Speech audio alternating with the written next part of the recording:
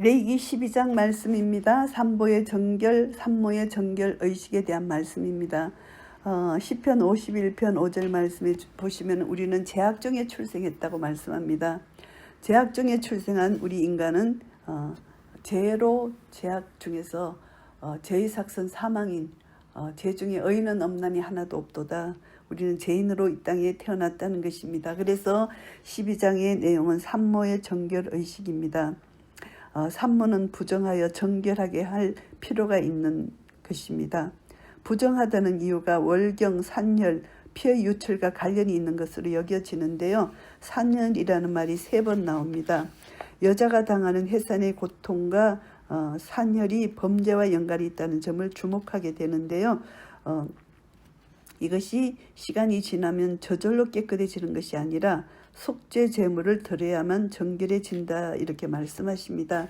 제가 세상에 들어오지 않았어도 이런 규례가 필요했겠느냐, 그것이 아니라는 거죠. 우리는 아담 안에서 원죄에 있기 때문에 자녀를 생산한 것인데 죄 중에 자녀를 생산한 것이죠. 그래서 시편 51편 5절에 내가 재학 중에 출생하였으며 어머니가 죄 중에서 나를 잉태하였나이다 이렇게 말씀하고 있습니다.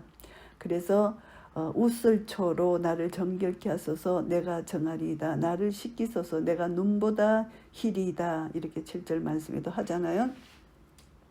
그리고 고린도전서 15장 22절에 아담 안에서 모든 사람이 죽은 것 같이 그리스도 안에서 모든 사람이 삶을 얻으리라. 우리는 재학 중에서 출생했다는 것을 다시 한번 알게 됩니다. 그래서 우리를 그리스도께 인도해 주시기 위해서 이제 이 핵심을 보면은 번제와 속죄제를 드려야 됩니다. 산모가 번제와 속죄제를 드려야 정결하다는 것입니다. 그래서 제사장은 그를 속죄해야 되는데 그래야만 그가 정결하게 되는데 번제와 속죄제는 세상 죄를 지고 가는 하나님의 어린 양이신 예수 그리스도의 대속에 대한 예표라는 것을 우리는 알 수가 있고요. 그리고 이제 11장에서는 이제 성별의식이 12장에서는 남자를 낳으면은 8째 날에 아이의 포피를 베라고 말합니다. 할례를 하라는 것입니다.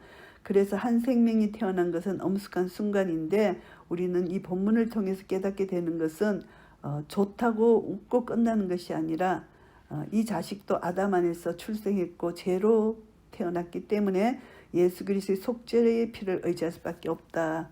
그렇지 않으면 소망이 없다는 것. 그래서 속죄제를 드리고 하나님께 번제를 드리는 것입니다. 이 자식을 언약 백성으로 키우고자 하는 할례의 표징을 마음에 간직해야 된다. 이것을 알게 됩니다. 해산의 고통이 하와의 죄와 연결이 되고 거룩한 속죄제를 드림으로 죄가 사함받고 할례의 표징을 마음에 간직해야 된다. 이것을 알게 되고요. 13장에는 나병을 진단하는 규례입니다. 이 나병은 죄를 상징하는 병입니다. 그래서 이것을 보면은 이제 진찰하라. 제사장에게 이제 나병이 의심되는 증상이 사람에게 있으면 제사장에게 데리고 가라는 것입니다. 제사장은 그 피부의 병을 진찰하라고 합니다.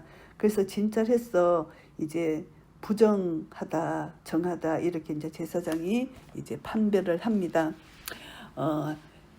그래서 이제 부정하게 되면은 진영 밖으로 이제 이 병자를 내보냅니다. 전염병이 있는 병자를. 왜냐하면 공동체 생활을 하는 백성들은 이제 전염성이 강한 질병으로부터 보호하시려는 배려를 여기서 말씀하시는데요. 나병을 재와 결부시키는 것, 이것을 우리가 알 수가 있는데 신약 성경에서는 어떤 의미가 있나 하면은 예수님께서 상가 바리새인과 사두개인의 누룩을 주의하라. 마태복음 16장 6절에서 말씀하십니다. 적은 누룩이 온 덩어리에 퍼지는 것을 알지 못하느냐. 고린도전서 5장 6절 말씀에서 경계하는 말씀입니다. 그렇기 때문에 교회는 이제 죄가 들어오면은 그 죄가 퍼지기 때문에 교회의 거룩을 지키기 위해서 이 죄의 전염을 막기 위해서 쫓아내는 것입니다. 그래서 교회는 건징이 있는 것이죠. 나병이 온 회중에 퍼질 위험성이 있기 때문에 이것을 진찰해서 이것을 이제 어떻게 처리할 그 책임이 지도자에게 있다는 것입니다. 제사장에게 구약은 있고 신약교회는 목사님들, 지도자들에게 있다는 것을 알게 됩니다. 나병이 그 환자의 머리부터 발끝까지 퍼졌으면 그가 진찰할 것이요 나병이 과연 그 전신에 퍼졌으면 그 환자를 정하다 할지니 하는 말씀이 12절 14절에 있는데요. 이게 무슨 뜻인가 하면은 죄가 속에 숨어 있는 것이 문제라는 것입니다. 나병이 다 드러나면 그 죄를 자백을 하고 회개하여 밖으로 다 나오게 되면 그는 정하여진다, 이런 뜻입니다. 요한일서 1장 9절 말씀, 죄를 자복하면 저는 미쁘시고 의로사 그 모든 죄를 하나님이 사해 주신다는 것입니다. 자백하는 것입니다. 죄가 밖으로 드러나는 것, 그것이 정하다는 것을 말씀합니다. 시편 139편 23절 24절 말씀해 보시면은 하나님이여 나를 살피사 내 마음을 아시며 나를 시험하사 내 뜻을 아옵소서. 내게 무슨 악한 행위가 있나 보시고 나를 영원한 길로 인도하소서, 이렇게 말씀하십니다. 하나님 앞에 자신을 내어놓고 진찰받기를 게을리해서는 안 된다는 것을 알게 되고요. 히브리서 12장 15절 말씀해 보시면은 너희는 하나님의 은혜에 이르지 못하는 자가 없도록 하고 또 쓴뿌리가 나서 괴롭게 하여 많은 사람이 이로 말미암아 더럽게 되지 않게 하며, 이렇게 말씀하십니다. 공동체를 거룩하게 하여 죄를 회개하고 또 다른 사람의 죄를, 우리가 또 형제 죄를 또 자매의 죄를 보면 먼저 이렇게 마태복음에서 우리에게 가르쳐 주신 교훈이 있잖아요. 먼저 내 죄를 살피고 그 다음에 그 사람에게 찾아가서 그 죄를 이제 회개하라고 말해주고, 또 그 사람이 그걸 듣지 않으면 두세 사람 지도자가 가서 말하고, 그 사람이 그래도 듣지 않으면 이제는 교회에서 그렇지 않으면 이제 교회에서 출교시키라는 것을 말씀하고 있습니다. 그래서 죄가 공동체 안에서 죄가 번지는 것이 얼마나 공동체가 거룩을 손상하는지를 다시 한번 깨닫게 되는 말씀이고요. 그 다음에 14장 말씀입니다. 나병 환자가 이제 정결의식이 필요합니다. 죄를 정결케 해야 된다는 것입니다. 옷을처로 죄를 깨끗게 씻어야 된다는 것이죠. 부정한 자가 혼자 살고 진영 밖에서 살지라, 이렇게 말씀하십니다. 나병 환자의 정결이 되는 날의 규례는 살아있는 새 2마리를 가져와서 새 하나를 잡아서 그 새 피를 우슬소에 찍어서 나병에서 정결함을 받은 자에게서 7번 뿌려 정하다고, 그 살아있는 새는 덜에 놓일지며, 이렇게 말씀하십니다. 덜에 놓임받는 새를 생각해 본다면 이 굴의 함축된 의미는 흉악한 나병에 사로잡혔던 자가 덜에 놓임을 받는 새처럼 병에서 놓여 자유함을 얻게 되는데, 이것이 핏부림을 받아야 한다는 점입니다. 새의 한 마리 새의 자유는 다른 한 마리 새의 핏값으로 얻어진다는 것이죠. 다윗은 자신의 죄를 고백하면서 우슬초로 나를 정결케 하소서 내가 정하리다. 나를 씻기소서 내가 눈보다 희리이다. 시편 51편 7절에 말씀하신 것을 우리가 알 수가 있습니다. 그래서 이 나병은 질병의 문제가 아니라 죄악을 상징적으로 여기서 말씀하신다는 것을 알게 되고요. 이 피를 통해서 거룩한 예식을 통해서 거룩한 백성으로 회복된다는 것을 알게 됩니다. 여기서 기름은 정결함을 받을 자의 오른쪽 깃뿌리와 오른쪽 엄지가락과 오른쪽 엄지발가락과 곧 속건제물을 피에 바를 것이며 정결함을 받는 자의 머리에 바르라, 이렇게 기름을 강조하고 있습니다. 예수 그리스도의 속죄 피로 정결함을 받은 후에 성령으로 거룩하게 됨을 나타낸다고 볼 수가 있습니다. 그래서 이제 진 밖으로 추방되었던 그를 맞이하기 위해서 영광의 주님은 보좌를 떠난 진영 밖으로 나오셔서 그의 피로 정결케 하시고 기름 성령으로 거듭나게 하셔서 여호와의 보좌 앞으로 데리고 들어가신다는 거, 베드로전서 3장 18절 말씀을 우리가 생각할 수가 있습니다. 결국은 구원 얻은 믿음의 가정들이 세속의 부패로부터 오염되지 않도록 방지하고 작은 교회로서의 성별을 유지하게 된다는 것을 알게 됩니다. 13장 13절에서 병균이 다 밖으로 나온 것을 정하여진다고 말씀하셨잖아요.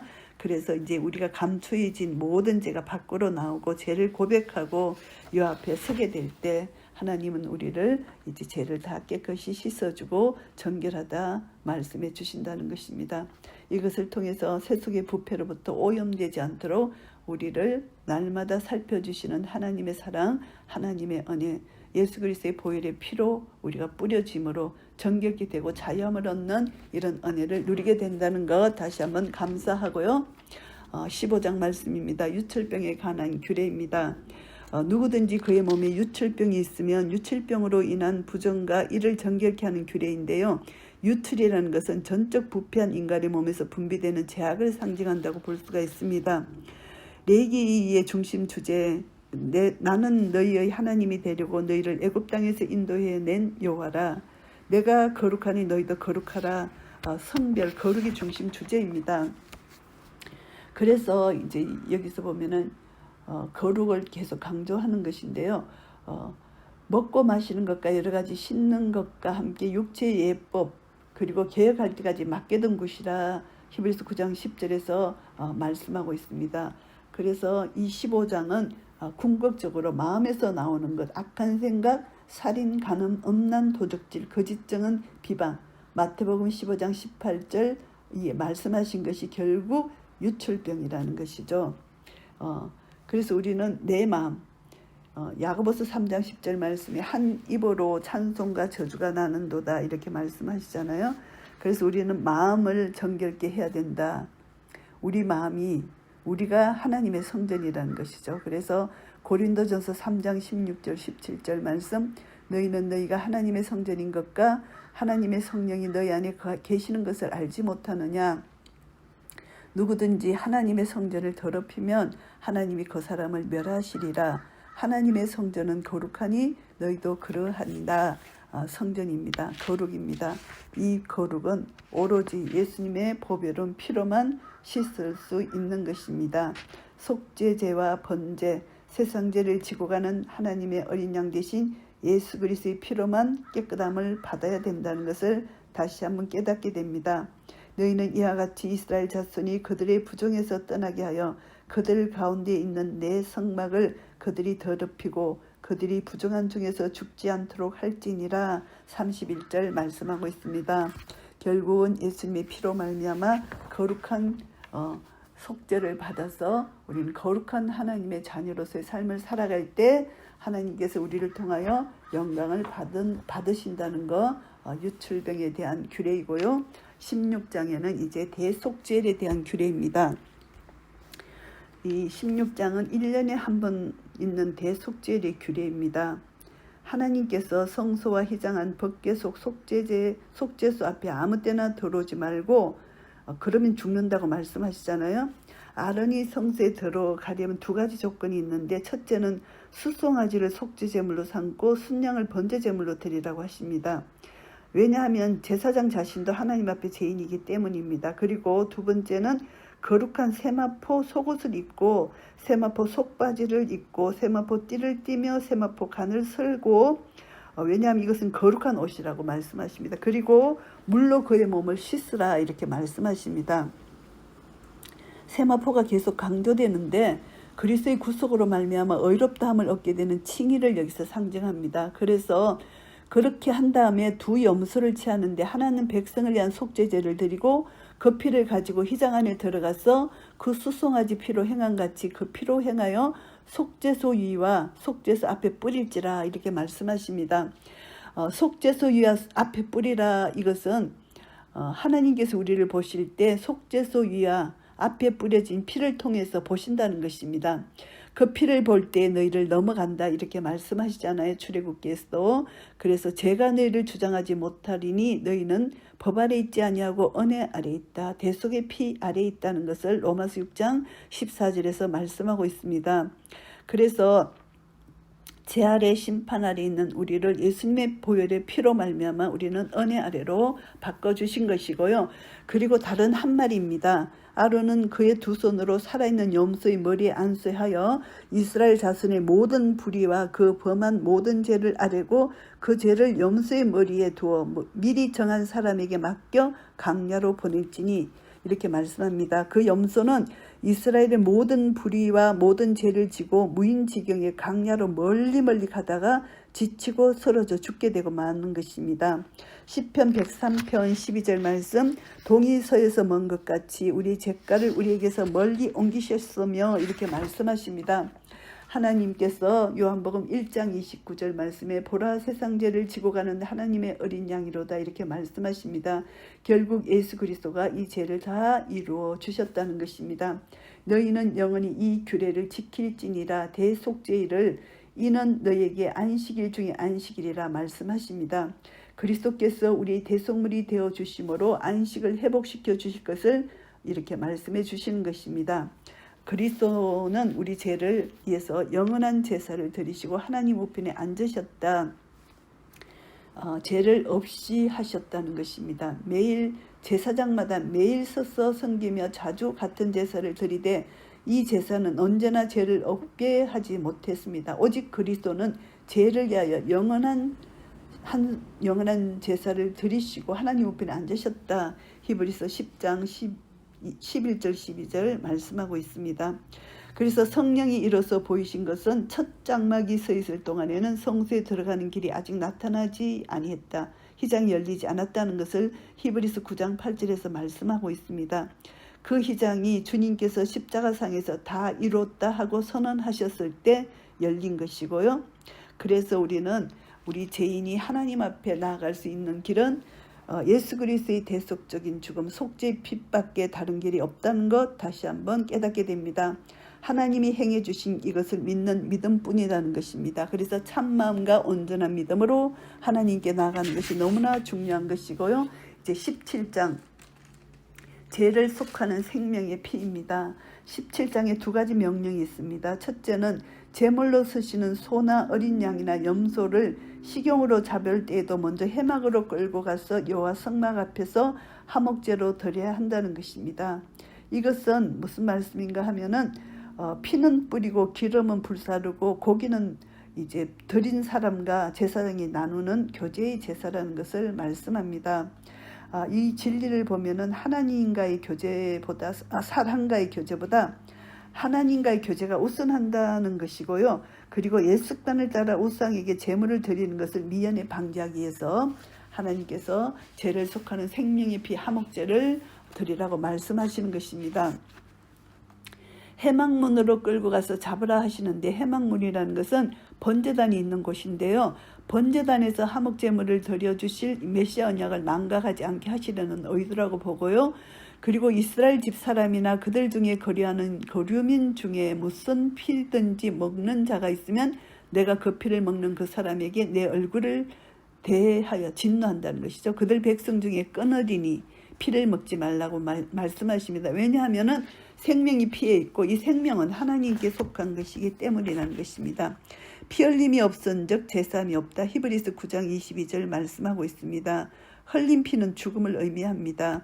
그래서 우리 죄를 대신해서 예수님이 피를 흘려 주셨다는 것을 알게 됩니다. 예수 그리스도의 피뿌림을 얻기 위하여 택하심을 받은 자들이 바로 우리 그리스도인이라는 것을 다시 한번 깨닫게 해 주시고요. 피를 먹지 말라고 금하신 하나님께서는 자기 아들을 화목제물로 삼으시고 내가 진실로 너희에게 이르노니 인자의 살을 먹지 아니하고 인자의 피를 마시지 아니하면 너희 속에 생명이 없느니라. 내 살을 먹고 내 피를 마시는 자는 영생을 가졌고 요한복음 6장 53절 54절에서 말씀하고 있습니다.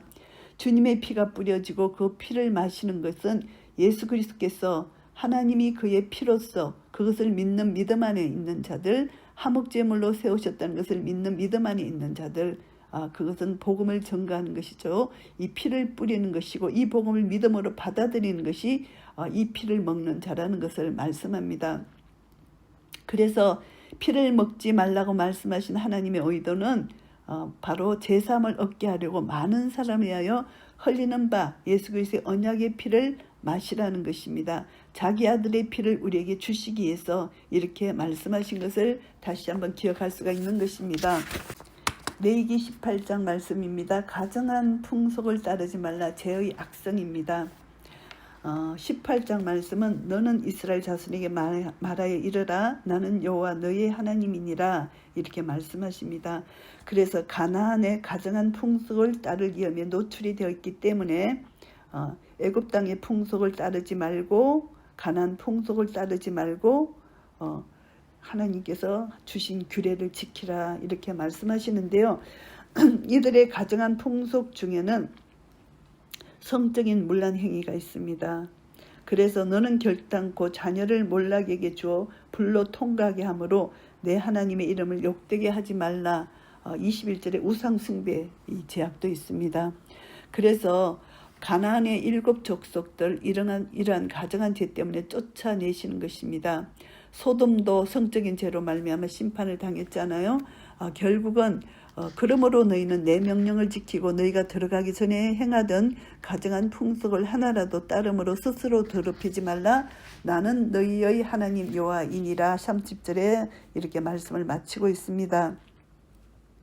그래서 18장이 열거된 가정한 일들을 보면은 신약 성경에서 로마서 1장 26절에서 32절 말씀처럼 죄의 목록입니다. 타락한 인간의 본성은 온갖 죄를 다 가지고 있습니다.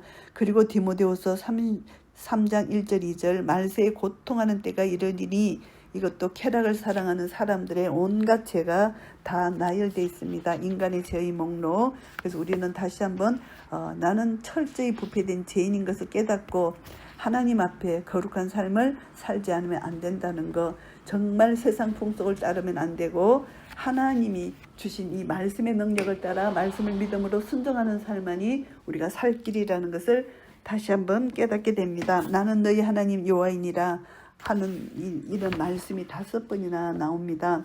그래서 우리는 정신을 차리고 하나님 말씀을 다시 한번 기억해야 됩니다. 여호와 구속과 결부하는 하나님의 성스러운 이름이시기 때문입니다.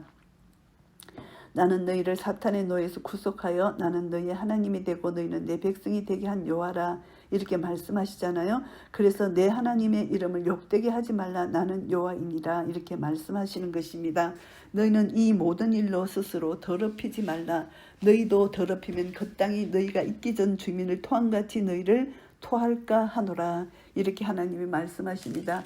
더럽히면 그 땅을 토한 것처럼 너희도 토할 것이다. 하나님이 말씀하십니다. 가증한 일을 행하는 자는 그 백성 중에서 끊어진다는 것을 분명히 말씀하고 있습니다.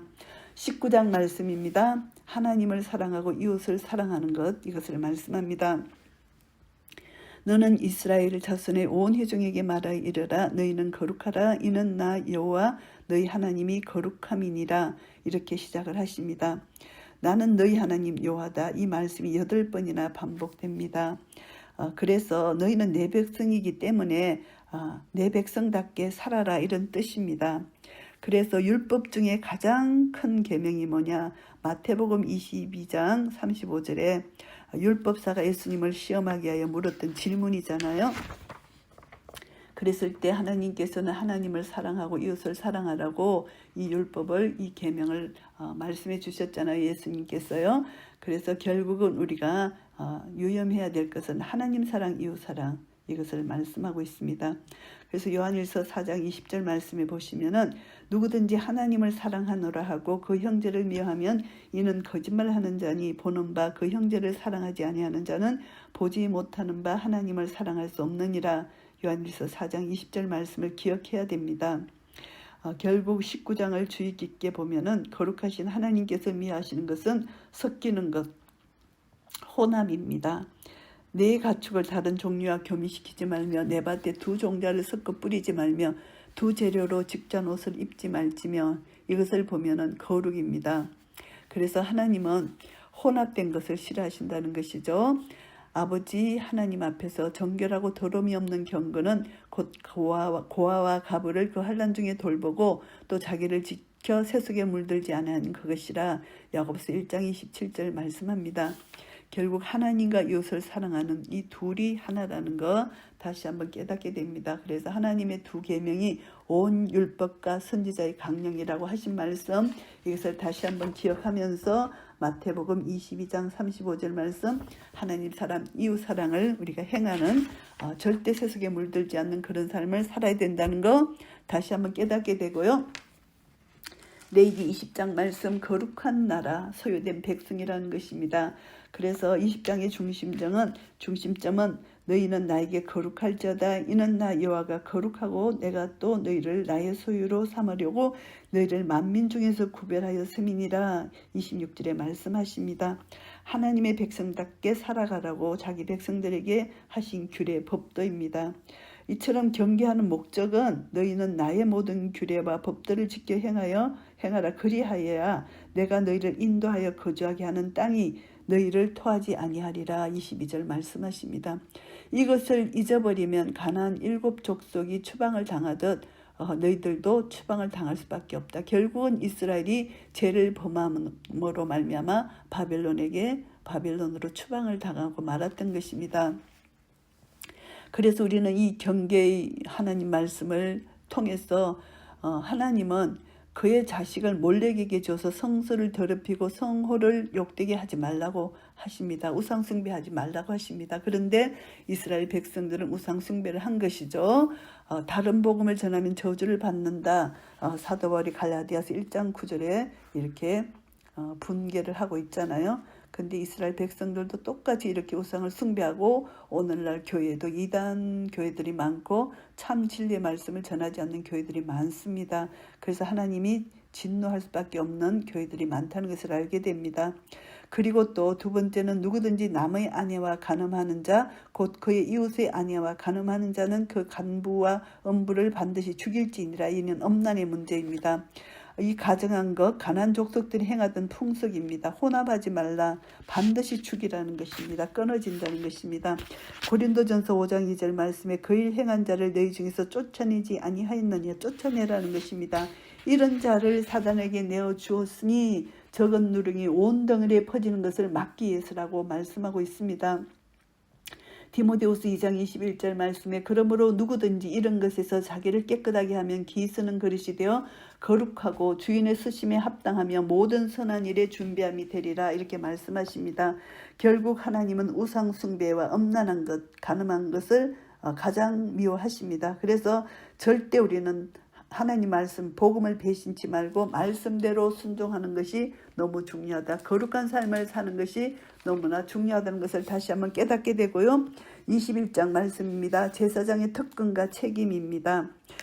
너희는 내 규례를 지켜 행하라. 나는 너희를 거룩하게 하는 여호와니라. 20장 8절에도 거룩을 말씀해 주셨습니다. 그리고 또 더욱 거룩한 것, 대제사장이 하신 말씀은 더욱더 거룩이라는 것입니다. 백성이 거룩하고 제사장은 더욱더 거룩해야 된다. 이것을 말씀입니다. 왜냐하면 하나님 백성은 거룩이 생명이기 때문입니다. 그래서 거룩하라고 말씀하십니다. 거룩에 이제 여러 가지 말씀을 하시는데 시체 가까이 하지 말라 이렇게 말씀하십니다. 왜냐하면 더러워진다 이렇게 말씀하시고 그리고 자기 형제 중 간유로 부음을 받고 이염되어 그 예복을 입은 대제사장은 그의 머리를 풀지 말고 그의 옷을 찢지 말라. 간유를 부음을 받았기 때문이다. 이렇게 말씀합니다. 그리고 제사장 가문에 태어난 자들 중에 육체에 결함이 있는 장애자 태어날 수 있는데 그들은 이제 제사장 그 가문에 태어난 장애자는 제사장이 될 수 없다는 것입니다. 이것은 이제 장애자를 비하하는 것이 아니라 영적 장애를 여기서 말씀합니다. 희장 안에 들어가는 것, 하나님과 풍성한 교제를 맛볼 수 있는 자는 영적인 장애자가 아니라 건강한 자라야 된다. 이것을 우리가 생각할 수가 있습니다. 그래서 예수 그리스도의 구속으로 말미암아 우리의 몸은 성전이 되었고, 그런데 우리가 이제 영적으로 이렇게 장애자가 된다면 하나님 희장에 들어가서 하나님과 교제를 나눌 수 없기 때문에 하나님께서 이렇게 예표로 이렇게 말씀해 주신 것입니다. 입술에 부정한 자 그리고 육체에 그렇게 장애가 있는 것 절대 하나님과 교제를 나눌 수 없다. 영적인 장애를 여기서 말씀하십니다. 그래서 제사장에게 요구하시는 것은 거룩이고 더욱더 거룩이다. 대제사장에게 요구하는 것은 더욱더 거룩이다. 이것입니다. 그래서 우리는 왕 같은 제사장이죠. 거룩이죠.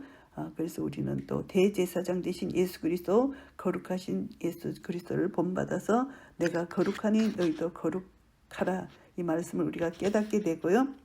제사장 가문에 태어난 불구자에 대한 영적 의미는 영적 장애자는 휘장 안에 들어가지 못하고 하나님과 풍성한 교제를 나눌 수 없다는 것, 영적으로 우리가 해석할 수가 있습니다. 22장 말씀입니다. 성물을 받습니다. 예물을 드리는 것입니다. 이 성물은 부정한 자는 먹을 수 없습니다. 해결치 않는 자는 이 성물을 먹을 수 없고요. 예물을 드리는데 기쁘게 받으시도록 드려야 됩니다. 부정한 것에 접촉한 자, 하나님의 이름을 욕되게 하는 자, 이들은 예물을 드리는 것 하나님이 받지 아니하신다는 것을 깨닫게 됩니다. 1절부터 16절까지는 성물을 먹을 수 있는 자와 먹을 수 없는 자의 규례입니다. 17절부터 33절까지는 하나님께 드리는 예물에 관한 규례인데 기쁘게 받으심이 되도록 드리라고 말씀하십니다. 성물이라는 것은 하나님께 예물을 드린 후에 제사장 몫으로 베푸시는 음식을 말씀하는데요. 제사장의 가족이라도 먹을 수 있는 자와 먹을 수 없는 자를 구별하고 있습니다. 그래서 부정한 것에 접촉한 자, 그의 몸을 씻지 않는 자는 먹지 못한다는 것입니다. 이 성물은 부정한 자는 먹을 수 없다는 이 말씀이고요. 주께서 값으로 사신 택하신 족속이요 왕같은 제사장들이요 거룩한 나라여 그의 소유된 백성, 베드로전서 2장 9절, 이런 신분을 가진 자는 먹을 수 있다는 것입니다. 기뻐하며 찬양할 수 있다는 것이죠. 그래서 성찬에 참여할 수 있는 조건, 고린도전서 11장 28절 29절을 우리가 보면은 사람이 자기를 살피고 그 후에야 이 떡을 먹고 이 잔을 마실지니 주의 몸을 분별하지 못하고 먹고 마시는 자는 자기의 죄를 먹고 마시는 것이니라. 경계의 말씀을 우리가 다시 한번 깨달아야 됩니다. 하나님께 드리는 예물에 대한 경계의 말씀입니다. 이 예물은 하나님께서 우리에게 베푸시는 은혜, 그리고 또 하나님께 우리가 드리는 예배, 이 핵심 요점입니다. 하나님이 기쁘시게 받으시도록 드리라는 것입니다. 가인의 제사는 하나님이 받지 않으셨고 아벨의 제사는 받으셨잖아요. 하나님이 받으시고 받지 않는 것이 분명히 있다는 것입니다. 흠 있는 것 무엇이든지 너희가 드리지 말라고 하십니다. 하나님이 기쁘게 받으시지 않는다는 것입니다. 그래서 제물은 그리스도의 예표이기 때문에 흠이 없어야 한다는 것 다시 한번 깨닫게 됩니다. 22장의 핵심은 너희는 내 성호를 속되게 하지 말라, 이렇게 말씀하십니다. 나는 그들을 거룩해 하게 하는 여호와니라, 이 말씀입니다. 하나님의 성호, 거룩한 이름을 욕되게 하지 않는 것뿐만이 아니라 우리는 적극적으로 하나님께 영광을 돌리는 삶을 살아야 된다, 이것을 깨닫게 되고요. 이제 23장, 레위기 23장은 여호와의 절기에 대한 말씀입니다. 참 중요한 말씀인데요. 여호와의 절기, 안식일을 시작으로 해서 유월절, 무교절, 초실절, 오순절, 나팔절, 속죄일, 초막절, 이렇게 관한 규례입니다.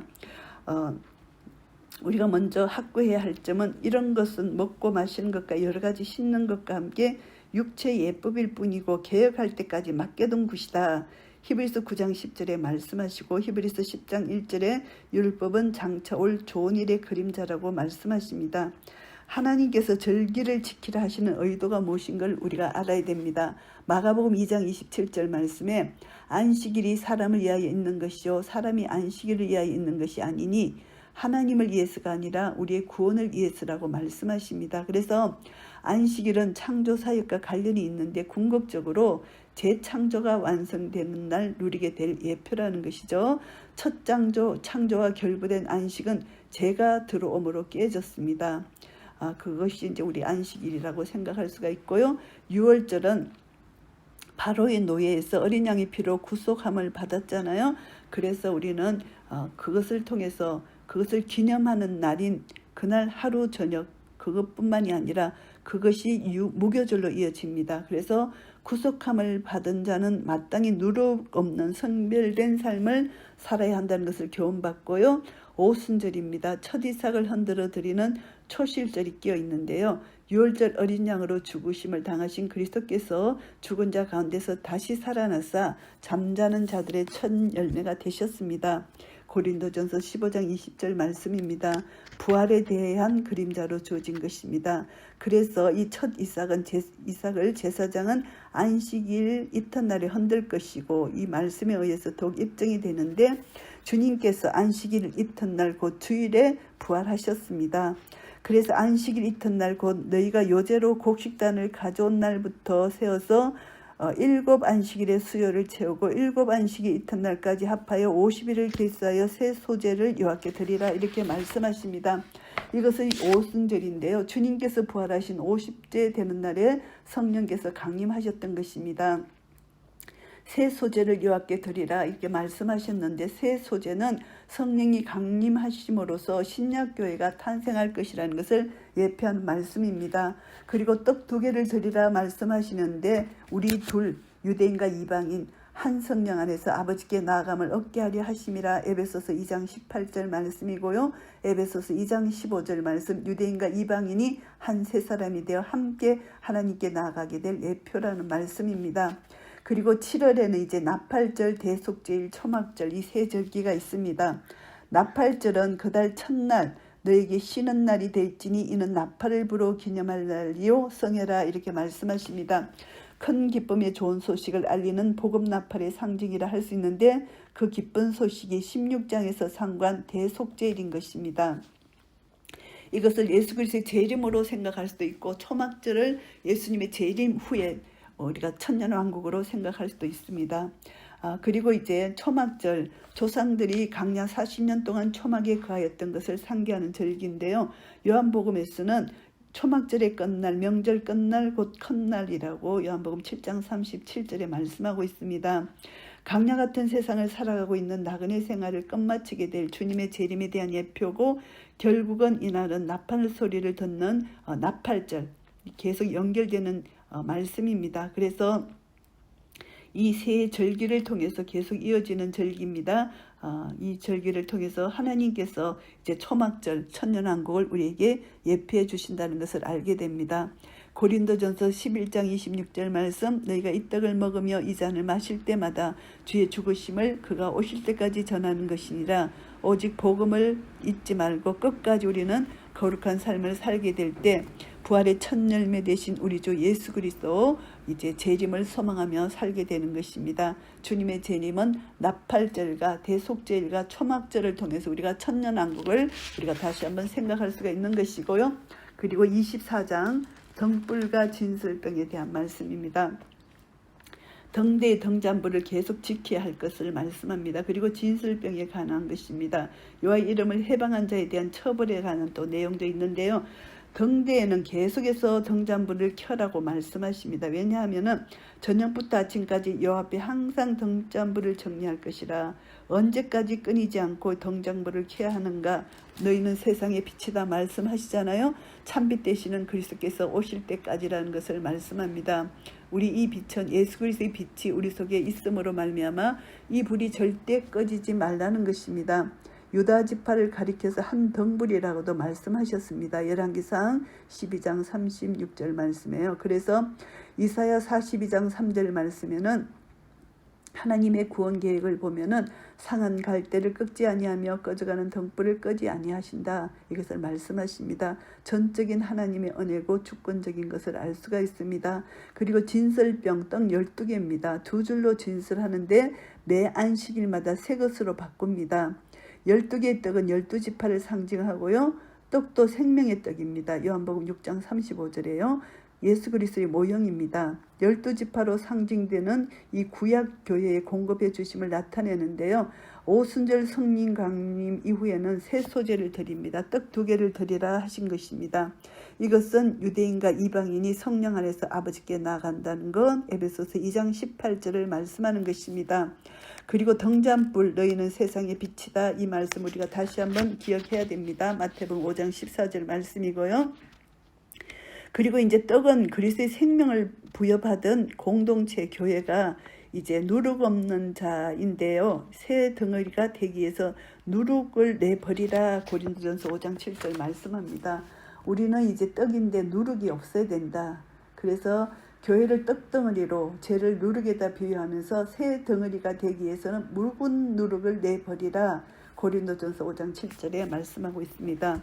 그래서 우리는 다시 한번 등잔불을 계속 켜서 빛 대신 주님과 함께 동행하는 삶을 살게 되고 12지파 생명의 떡 예수님의 모형인 또 유대인과 이방인 함께 우리가 또 생명의 떡 말씀을 먹으면서 끝까지 말씀에 순종하고 내 속에 이 떡에 누룩이 있는가 죄를 살피고 내가 거룩하니 너희도 거룩하라. 거룩한 삶을 계속해서 살아갈 수 있는 그런 은혜를 누리시기 바랍니다. 그리고 이제 레위기 25장 말씀입니다. 희년에 대한 말씀입니다. 일곱째 해에는 그 땅이 쉬어 안식하게 할지니 이 안식년 50년째 희년이라고 말씀하십니다. 약속의 땅에 입성한 언약 백성들은 각자 기업을 분배받습니다. 평등하게 시작을 하게 됩니다. 그러나 50년이라는 세월이 지난 동안 여러 가지 상황으로 인하여 기업을 잃게 되고 또 자식이 종으로 팔리기도 했던 것인데요. 너희는 50년째 해를 거룩하게 하여 그 땅에 있는 모든 주민을 위하여 자유를 공포하라. 이 해는 너희에게 희년이니 너희는 각각 자기의 소유지로 돌아가며 각각 자기의 가족에게로 돌아갈지며 10절에 이렇게 말씀하십니다. 빚값에 잃었던 기업을 되찾고 종으로 팔렸던 자식은 가족품으로 돌아갈 수 있는 희년을 마련해 주신 것입니다.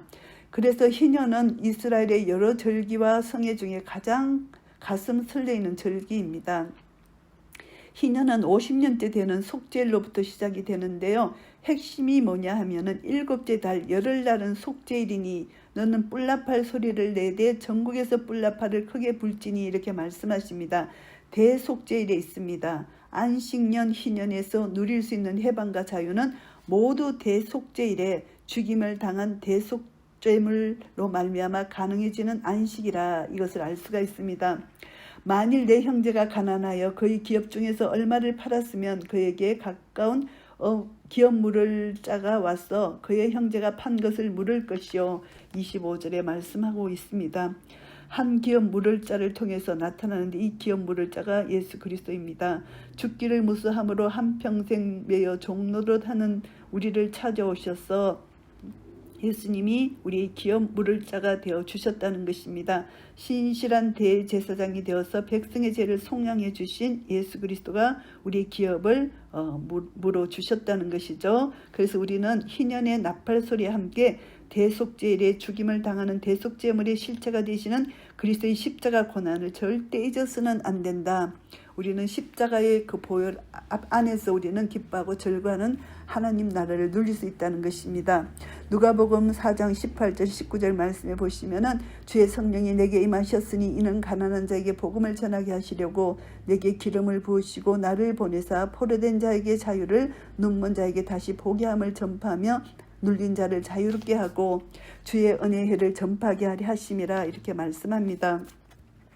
결국은 예수 그리스도로 말미암아 주님의 재림하시는 날 온전한 구원의 성취가 이루어질 것입니다. 영광의 자유의 몸이 될 것입니다.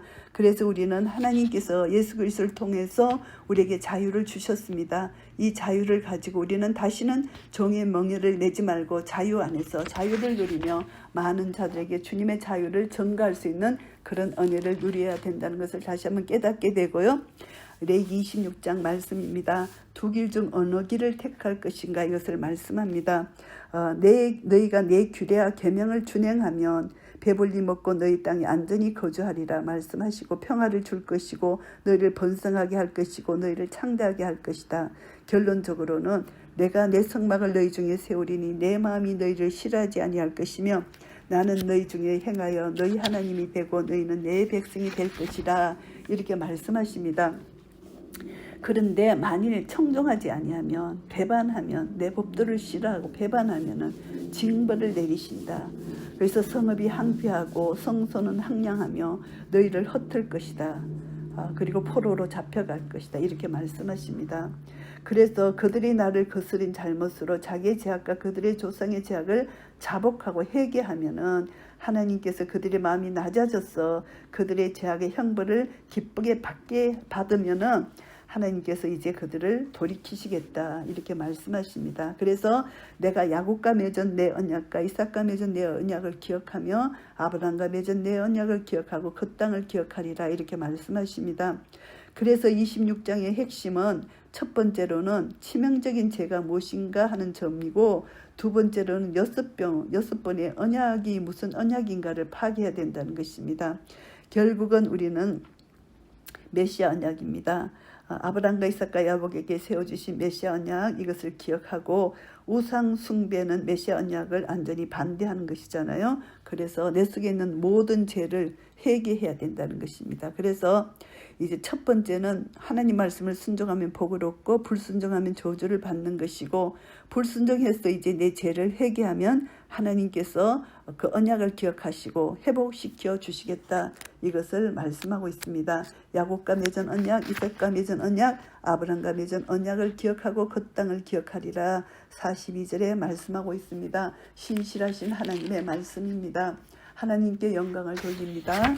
이제 마지막으로 레위기 27장 말씀입니다. 하나님께 드리는 이제 한 서원입니다. 하나님께 드리기로 한 서원에 관한 규례입니다.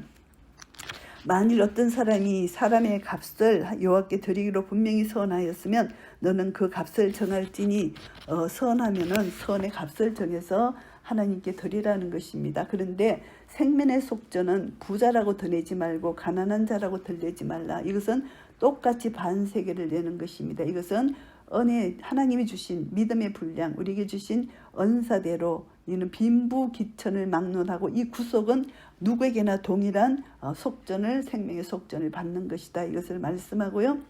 또 이제 낙심하지 말 것은 서원자가 가난해서 정한 값을 감당하지 못하면 그를 제사장 앞으로 데려가고 제사장은 그 값을 정하되 그 서원자의 형편대로 정하라, 이렇게 말씀하십니다. 그래서 우리에게 주어진 봉사, 헌신, 하나님 어떤 것도 받으시겠다는 것입니다. 나의 나된 것은 하나님의 은혜고 내 그릇대로, 나 자신의 믿음의 분량대로, 하나님 주신 언사대로 받으시겠다는 것이고요. 구약시대에는 초태생만을 나의 것이라고 말씀해 주셨습니다. 그런데 신약시대에는 너희 몸을 너희가 하나님께로부터 받은 바 너희 가운데 계신 성령의 전인 줄을 알지 못하느냐. 너희는 너희 자신의 것이 아니라 값으로 산 것이 되었으니 그런즉 너희 몸을 하나님께 영광을 돌리라. 고린도전서 6장 19절 20절에서 말씀합니다. 모든 그리스도인들은 그리스도의 피로 값을 주고 사신 주의 것이 됩니다. 그래서 우리는 모든 것이 다 주님의 것입니다. 여호와의 것입니다. 우리에게 속한 모든 것은 여호와께 속한 것이기 때문입니다. 그래서 레위기 전체를 우리가 다시 한번 보면은 하나님께 받은 은혜대로 헌신하고 헌물하는 것을 끝을 맺고 있습니다. 5대 제사를 통해서 3대 절기를 통해서 대속죄를 통해서 구속함을 받은 자라면 자신을 드리기로 헌신하는 것은 합당하다, 이것이 결론입니다. 우리는 예수님의 핏값으로 사신받은, 속량받은 우리는 하나님의 거룩한 백성이 되었습니다. 하나님의 자녀가 되었습니다. 하나님의 자녀가 되어서 이제 성전이 내 속에 거했습니다. 이제 내가 거룩하니 너희도 거룩하라. 하나님과 날마다의 교제를 통해서 거룩한 하나님의 그 은혜를, 사랑을 받은 자로서 하나님 예수 그리스도의 형상을 날마다 닮아가고 내 속에서 주님의 놀라운 역사하심을 경험하고 주님의 거룩하심이 내 삶을 통하여 나타날 때 하나님은 우리를 통하여 영광을 받으실 것입니다. 레위기 전체를 통해서 이스라엘 백성들에게 주신 것, 거룩입니다. 핵심 주제가 거룩입니다. 우리는 다시 한번 거룩을 생각하고 세상과 구별된 삶을 살고 나는 하나님의 자녀라는 것을 절대 잊지 말고 이 하나님의 자녀의 등불, 이 세상의 빛이라는 것을 기억하고 날마다 세상의 빛을 비출 때 우리를 통해서 하나님께서 영광을 받으실 것입니다. 이런 은혜가 우리 모두에게 있으시기를 예수 그리스도 이름으로 축복합니다. 아멘.